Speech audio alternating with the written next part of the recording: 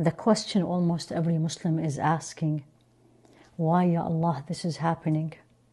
What did we do, if any, that you allowed this weak, small, invisible creature to put your earth on hold?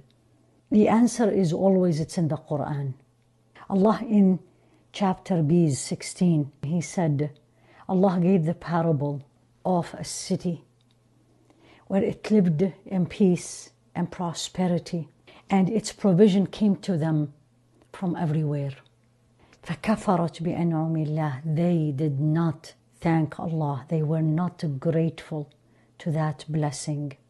Then Allah made them taste the taste of fear, hunger.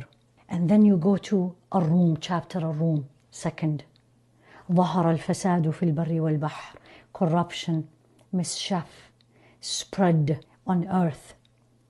بما كسبت أيدي الناس, as a result of what they did. لعلهم يرجعون. Allah sent these things is a reminder for us. Maybe we were not grateful.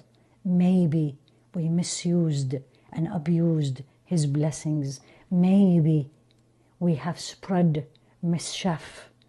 And He sent us this as a reminder that all of us return back to Him and remember how weak we are. خُلِقَ الْإِنسَانُ ضَعِيفًا.